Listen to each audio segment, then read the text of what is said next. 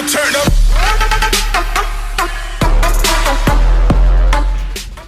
The Bears. What do we do with Mr. Justin Fields in Dynasty Fantasy Football? We're going to be answering that question and much more. But first, we're going to go through some positional players, and we're going to be talking about Andy Dalton. Very short amount of Andy Dalton here. And we're going to do that right now so we can get it over with, and then we can get to some of the positional players of the Bears, and then we'll go through Justin Fields. All right, so Andy Dalton, what is his value in fantasy football, Dynasty Fantasy Football? I mean, it's very little. It's almost nothing. And the reason for it is because Andy Dalton is a quarterback that is going to be the backup. And he may not even start this year. And if he does, it's going to be the first couple games. And then we're going to see the Justin Fields show. And that is my Andy Dalton take. All right, we don't need to really talk much about that. But we're going to talk about David Montgomery. We're going to talk about Tariq Cohen here. We're going to be talking to some of the wide receivers and tight ends as well. So David Montgomery, you're really on one of three aspects of David Montgomery's side. One, you are on the David Montgomery is a top 5 kind of running back, or is going to continue on that pace. Number 2 is you think David Montgomery is extremely overrated and that first 18, 20 game sample size is what you're going to get. Or you're a waffler right in the middle. You just want to sit right smack dab in the middle and be the peacekeepers, the Switzerland of everything, you could say. That's not the fun point, right? Because I mean, a lot of people are right into the middle part. But if I had to bet, if I was a betting man and you said he has to be a top 20 running back, top like 10, 12 running back, or a below running back like 21 or worse, I would actually say he has a better chance of being a top 10 to 12 running back this upcoming year, 2021. The reason for it is let's talk about chicken salad. And what am I talking about chicken salad for? Who is chicken salad? Apparently that's Tariq Cohen's nickname. I did not even know that. I mean, human joystick I've heard from him, but chicken salad, that's who we're talking about. We're talking about a guy who's played 51 games. This is Tariq Cohen, who had 1,101 yards and 5 touchdowns in his career. You're talking about a guy who's averaged 22 yards per game. I think that's what the math comes out to. 22 yards a game. It might even be a little bit less than that. 22, and that's what you are saying is a serious threat to David Montgomery's basically his production. Okay, well, let's go through his receiving, because his receiving is what people are saying, oh, that's what David Montgomery's going to go to nothing. He's going to go to nothing. And we'll talk about why that is not the case. But 353 yards, 725, and 456. He is a really good, short, third down kind of passing running back. He is going to maybe even take a lot from the Anthony Miller types, maybe even some from Darnell Mooney, versus taking it from David Montgomery.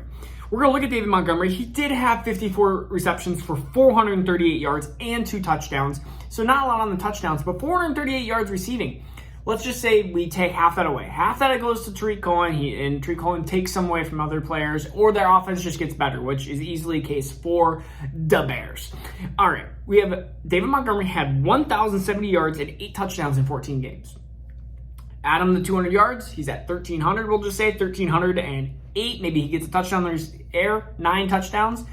You add a game in there, he's probably at 1,400 yards and 9-10 touchdowns. That is an easy, good pace. That is excellent. That's what you want from a running back. And I feel like right now we're kind of undervaluing him at Dynasty. He's my running back 22, which is crazy low, but I mean, you look at all these sophomore running backs, and then you still have Joe Mixon, and then you even have like Miles Sanders, who's ahead of him. And like, it's like, where does it stop? I mean, we see the first year and a half, and we say, oh my goodness, he just wasn't. He didn't have the eye tape, or he didn't have the eye kind of pass the test there, and he didn't look good on tape. Then the last couple games there, all of a sudden just things broke loose, and one of them was against my Vikings, and he just looked like a better running back. So whether that was they found the scheme fit for him, or whether he just started improving his sophomore year, which can happen with running backs. He does have draft capital. He does have abilities. I mean, you look at what he did in the collegiate level. I mean, he broke so many tackles at the collegiate level, and that when he was the OTAs coming into rookie year, they were talking about, he can't be stopped. Well, apparently he can be stopped for the first 18 games of his career. But that's what we're talking about David Montgomery. And you're probably like, I want Justin Fields takes now. I'm like, no, we're not quite yet. We're going to be talking about wide receivers. Allen Robinson is the big one, of course. And you look at, he's my wide receiver 17 in Dynasty. He's 27, almost 28. He's going to be here in August. We look at his targets. He's a 150 target, basically monster into that offense. And I can't see any difference otherwise. Whether it's Andy Dalton, whether it's Justin Fields. it really can't be too much worse than the Trubisky-Foles experiment. Let's look at his stats. 161 targets, 102 catches, 1,250 yards, 6 touchdowns. That's a fantasy finish of 12th. And what was he in 2019? 16 games? He was 12th. What is he probably going to be in 2021? Well, I don't know, maybe 12th. You could say probably around that area. I could definitely see, and the only reason why he's probably not higher is the limited upside and the unknown of the future. Is he going to be a Bear? Is he not going to be a Bear? I think his future looks bright because last year was, you're looking at even like DeAndre Hopkins, where it was like, how can DeAndre Hopkins get worse with Houston's kind of just what they have around him? And then Deshaun Watson came around and became amazing. Justin Fields could be the same thing for Allen Robinson, but Allen Robinson has a lot of upside for almost being 28 years old. He has a good 2, 3, 4 years, and I think right now at wide receiver 17, that's a really good spot for him. There's a lot of people that are thinking, well, Allen Robinson or do I want Devontae Smith? I'm taking Allen Robinson because I know what I'm getting from him. And that's a hard thing to say, but I am saying it because we know what we're getting from Allen Robinson and we know how he can just dominate targets. Targets equal touchdowns and targets equal points. If you were getting 150, 160 targets, that is what you need. Now let's go to Miller. Anthony Miller is just a frustrating player because I did like him. I did, and that's different than I do like him. I did like him because he was a talented wide receiver, but just drops and inconsistencies. It was frustrating because Darnell Mooney came in there and just basically took over that position because Anthony Miller just gave it away. So Anthony Miller, 76 targets, 49 receptions, 485 yards, 2 touchdowns. Nothing to write home about. Not even a really deep flyer I'm looking at. But Darnell Mooney, 98 targets, 61 receptions, 631 for 4 touchdowns as a rookie. Be a little bit worrisome with Tariq Cohen coming back, but they need weapons. And I think Darnell Mooney could easily reproduce his season and have 700 yards. We're going to have an extra game, so that helps. But 700 yards and 5 touchdowns. And for a flyer that may be going to his 3rd year, we start seeing Justin Fields go into his 3rd year. Darnell Mooney is a 2022 kind of stash player. Something that you could get in a throw-in deal. Not super valuable now, but something to just kind of keep an eye on. Just be like, okay, I'm going to remember that name because let's say I was close to a trade. They have Darnell Mooney. Say, hey, you know what? Give me Darnell Mooney. We'll call this a thing a deal. There we're done. All right. Cole Kmet is another one. He is the tight end, of course, of the Chicago Bears, the highest drafted tight end of the 2020 class. I want to say that right. But if you look at what Cole Kmet did, his stats are incredible by any means. 44 targets, 28 receptions, 243 yards, 2 touchdowns.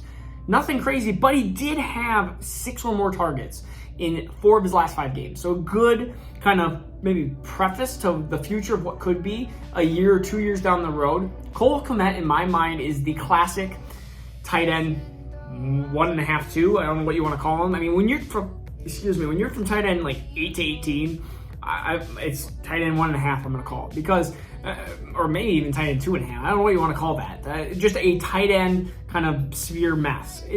They're not going to be super valuable, but you're going to need one to compete probably, and you may even need 2 of them to compete to try to shuffle through there. So Cole Kmet is one of those guys that's going to get 600 yards. He's going to have 6 touchdowns.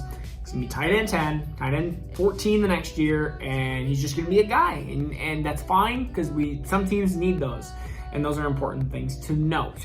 And then let's go to Justin Fields. Where do we have Justin Fields? He is my quarterback 2 in Dynasty, and that's probably the question you've been waiting for 9 minutes. You're like, I just want to know where.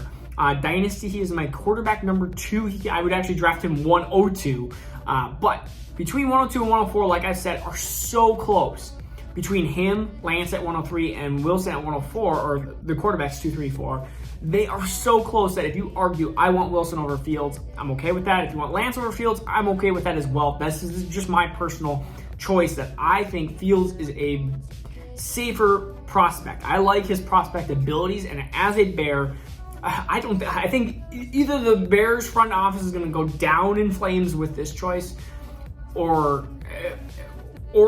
Fields is going to be moving on to a different team or get traded 3 years down the road. But we'll continue on that thought right here. But if you're new to the channel, please subscribe. We're giving away a Jerry Jeudy free signed jersey. When we hit 1K, we're going to be giving it away to one of you guys. So Justin Fields, I think, is going to be, he's in 1 QB leagues, he's my number 18th pick. So mid-second round pick, right around some of these other quarterbacks too. I mean, in 1 QB leagues, we just move these quarterbacks down because we know how there's so many quarterbacks that can be from, again, kind of that like 6 to 16, 16 to 20. Like, you can get a Kirk Cousins for super cheap, and sometimes I'd rather just try to trade for like a Kirk Cousins or Matthew Stafford type than trying to spend up into this like early second round to try to get a Fields or a Lance. But QB 14 in Dynasty overall, so again, a lot of hype surviving around him. So yes, he's got a lot of upside. He could be the next kind of Deshaun, kind of Dak type of prototype type thing. So there is that type of ability, but there's also a ability where he just kind of busts out and becomes nothing. He becomes the next Johnny Manziel, but Johnny Manziel is a different problem. He had different things going on. So that is what I think about the entire Bears situation. I think the Bears are going to struggle in the beginning part of the year, and I do think they're going to get better towards the second half of the year. I think they're probably going to be about an 8-8 team. That's going to be my opinion. They're going to beat the Lions twice. Everyone's going to beat the Lions twice. I'm sorry, Lions fans, but the Lions really are in a rebuild right now. Maybe a couple years down the road when they figure their stuff out, and their coach is weird too. I don't know what's going on there. Sometimes I'm really worried about the Lions in the NFC North, and this is wrapping up the NFC North, by the way. We did the Packers, we did the Vikings. Of course, being a Vikings fan, I do think the Packers, with Rodgers, they win the division. Without Rodgers, I think I think the Vikings have a really close threat onto that area. And the Vikings always struggle at the Bears. I could see them losing that game, and I could see the Vikings winning at home. It's kind of like a split. They always do it. So that's something I could see. But the Bears, I could see really being, I can't be 8-8 because there's 17 games. What am I thinking? I'm just going to give them the extra game. I'm going to say they're 9-8. That's weird. I forgot they had 17 games. So 9-8. So that's what I think of the entire roster. Again, Dalton not being much. That's what I think about the Bears. I mean, there's not much. The Bears are a pretty simple team. We just have to figure out who's going to be quarterback, and we think it's going to be Fields, but I mean, that's who we think. So, again, this is Marcus Dynasty Fun. Peace out. See you tomorrow. Now turn up.